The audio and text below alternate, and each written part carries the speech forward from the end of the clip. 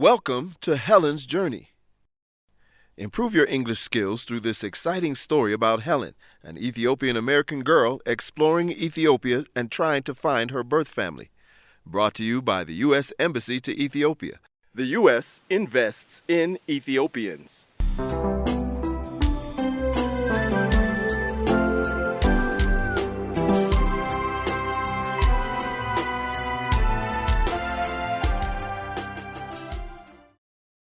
Episode 17, Harar.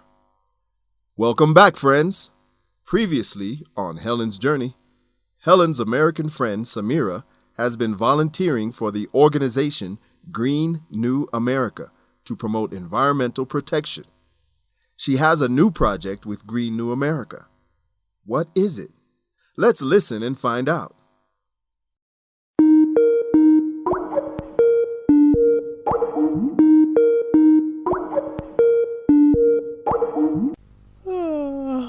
Girl, it is early. Oh, sorry. Did I wake you up? Yeah, but that's okay. I need to wake up and get ready for work. I just wanted to call you before I leave this afternoon for Harar. Oh, you're going to Harar? I love coffee from Harar. I've been looking at some suppliers because I want to sell Harari coffee in my coffee shop when it opens. Yes, their coffee is famous. I'm excited to try it. Khaled and I are going for our research, but I'm going to stay a couple extra days and be a tourist. Nice. Did you and Zagai make up, or are you still fighting? Well, he called me and apologized. Well, that's good. But then we immediately fought again. What? About what? The same thing. He said he wanted to see me that afternoon, and I told him I was busy because Khaled and Alex were coming to my apartment. And he got angry? Yeah, he said it wasn't appropriate for me to have men in my apartment. That's stupid. I think it's just a cultural difference. Ethiopia is more conservative than the U.S. about things like this. Yeah, but they are your friends. Friends can't visit each other's homes? What did you say? Well, I had been thinking about what you said, how he shouldn't control me. So I told him they are my friends and I can invite them to my home if I want. Good for you. Stand up for yourself. But he wasn't happy. He hasn't called me since then. So, are you broken up? I'm not sure. I tried calling him, but he didn't answer. I'm sorry, Helen. I know you really liked him. I'm not giving up on him just yet. I do really like him. I think we can find a way to understand each other. Anyway, how is your week going? It's going pretty well. For Green New America, we're organizing a small business day party in the park. It's a party to promote and celebrate small businesses here in Philly that are trying to reduce their environmental impact. It's a lot of work. What do you have to do? Well, I've been working with some of the other volunteers to identify small businesses that are environmentally friendly, like stores with good practices for sustainability and restaurants that are zero waste. What's zero waste? Restaurants that don't throw any food away. They use every part of the vegetable, the peels, and everything. And they use every part of the chicken, even the bones. Wow. Yeah, 1/3 of fruits and vegetables in the U.S. are thrown in the trash and not consumed. Really? That's crazy. Yeah. My grandmother taught me how to make soup stock with the leftover parts of vegetables. Well, having a party to promote those businesses is a good idea. I wish I could be there. Me too. Are you getting homesick? Not homesick, but I have moments when I want to go home to America.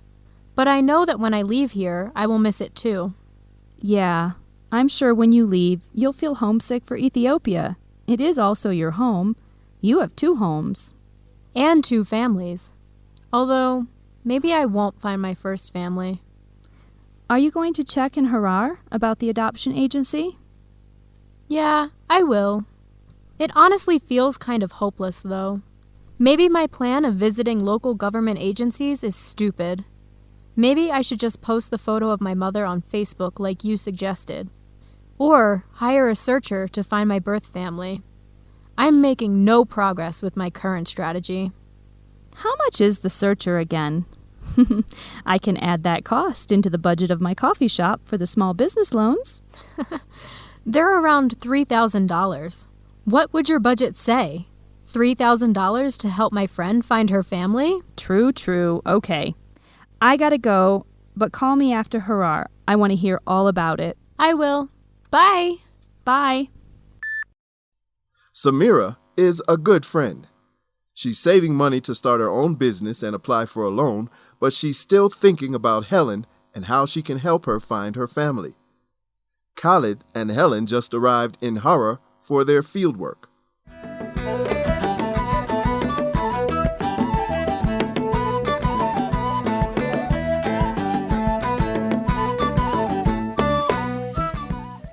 You know, of all the places we get to travel, I think I'm most excited about Harar. Really? Why? Look at this city wall. It's called Jagol. Some people estimate that there are approximately 100 mosques in the old city inside the walls. When we do a proper tour, we can visit all 5 city gates. I really like the narrow streets. I could get lost here easily. And I love all of the colorful buildings. The history of Harar is also really interesting. It used to be an emirate, but became part of Emperor Menilik's empire in 887. It has been an important place of Islamic scholarship for a couple centuries. That's fascinating. I'm happy that we are staying an extra couple days to get a tour of the Old City and the Harar City Museum in the Teferi Makonnen Palace. The American Embassy helped renovate the palace. I also want to see the Babile camel market. You didn't get enough camels in Afar and Somali region? I guess not. What's the plan for tomorrow? Have we arranged an interpreter? So, most people in the region speak Afan Oromo. Many know Amharic. So I think we can get by without an interpreter that knows Harari.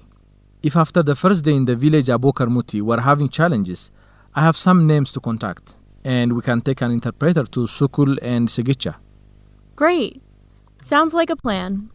And this afternoon, if you are free, maybe we can go check with the local agencies about the adoption agency. Of course. As always, thank you for helping me with the search for my family. It would be really cool if you are a Harari girl. Yeah, that would be cool. Maybe my ancestors helped build this incredible city wall. Do you want to feed the hyenas? I'm not sure. It sounds like a once-in-a-lifetime experience, but I'm scared. Yeah, I feel the same way. I read in the guidebook that the hyenas have a spiritual contract with the city of Harar. They come inside the city wall at night and clean the streets of trash. That's right. And they scare away the jinni. Can you tell me about jinni? Basically, they are a kind of spirit. Some people describe them as evil spirits, and other people believe they aren't evil, but they are a kind of troublemaker. They are invisible, but according to the people of Harar, hyenas can see jinni. Some people say that the hyenas howl means they just swallow the jinni to protect the people of Harar. Wow. Are there many Muslims in America? Sure. Not the high proportion that you have here in Ethiopia, but there are definitely a lot of Muslim Americans. Even in my small town in Indiana, there were some Iraqi families that resettled there. They're not angry at Americans?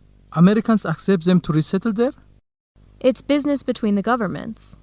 I think American and Iraqi people don't have a problem with each other in general. They might have different opinions about politics and U.S. foreign policy, but the Iraqi families I knew seemed mostly happy in the U.S. Maybe they didn't reveal their true feeling to you and your family since you are Americans? Maybe, but historically, the U.S. integrates new groups of immigrants well. Of course, things aren't perfect. I don't mean to erase the problems in America regarding racism or bigotry. Well, when we go to Chicago for the conference and visit your family in Indiana, let's visit your Iraqi neighbors. They can feed me halal meals. It's a deal. We always have the best conversations. Yeah, we do. But I guess we should go back to the hotel and start planning for our research trips tomorrow. Okay, but let's stop at that cafe on Ferez Megala Square for one more coffee. I can't get enough of the coffee here. If we have one more coffee, we're going to have heart attacks. Helen and Khalid always have a good time when they do their research and explore Ethiopia. Will Khalid ever tell Helen how he really feels about her? Let's listen to future episodes and find out. Now, for a lesson on the English language. Time for vocabulary. let's look at some words from the story. Our first vocabulary term is approximately. Khalid said, Look at this city wall. It's called Jagol. Some people estimate that there are approximately 100 mosques in the old city inside the walls. When we do a proper tour, we can visit all 5 city gates. Approximately is an adverb that means close in value or amount, but not precise. Khalid thinks the number of mosques is close to 100, but that is not a precise number. The second vocabulary word is integrate. Helen said, Maybe, but historically, the U.S. integrates new groups of immigrants well. Of course, things aren't perfect. Integrate is a verb that means to make a person or group part of a larger group or organization. Helen thinks that new immigrants become part of the larger group of Americans pretty well. She thinks the U.S. integrates new communities more easily than other countries do. Our third vocabulary word is colorful. Helen said, I really like the narrow streets. I could get lost here easily. And I love all of the colorful buildings. Colorful is an adjective that means having bright color or a lot of different colors, full of color.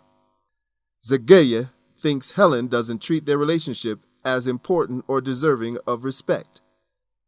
And the fourth vocabulary term is stand up for. Helen and Samira said, Well, I had been thinking about what you said, how he shouldn't control me.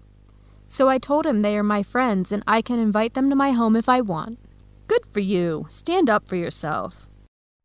Stand up for is a phrasal verb that means speak or act in support of. Helen told Zagaye she will invite her friends to her home even if he disagrees. Samira was happy because she thinks Helen is speaking in support of herself. Time for expressing yourself in English. Asking for an explanation. Asking for an explanation means you want someone to describe something or give you more information about. Let's listen to an example from the episode. That's right. And they scare away the genie. Can you tell me about Jinni? Helen is a little bit familiar with jinn, but she wants more information. She asks, Can you tell me about it? Next time you need an explanation, try saying, I don't know what that is. What is that? Or, can you tell me about that? Time for grammar. First conditionals. First conditionals are a sentence structure used to communicate that something will happen under a certain condition. First conditionals have a main clause with a verb in a future form, and they have an if clause with a verb in a present form. Let's listen to an example. If we have one more coffee, we are going to have heart attacks. If we have one more coffee is the if clause. It's saying the condition. We are going to have heart attacks is the main clause. It's saying the result that will happen under the condition. What will happen if you keep listening to Helen's journey? If you keep listening, you will learn more English. Time for facts on American culture and education. Islam in the U.S. Helen and Khalid talk about the Muslim American population. Islam is the third most common religion in the United States after Christianity and Judaism. According to research, about half of Muslim Americans were born outside of the U.S. Islam is very racially diverse in the U.S. There are black, white, Asian, Arab, and even Hispanic Muslims in the United States. Thank you for listening to Helen's Journey. We'll see you next time.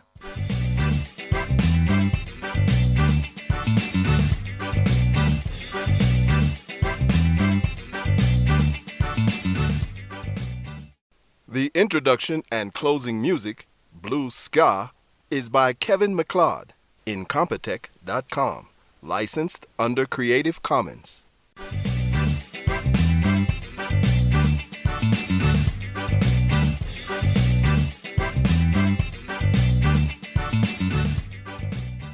Executive Producer Hailu Kabada. Directors Abdullah Birru, Antana Brahani. Sound and Editing Tamrat Alamu. Narrator Timothy Green. Casts Theodros Tasama as Alamayo. Zarihum Brahanu as Khalid. Adana Gitacho as Zagaya.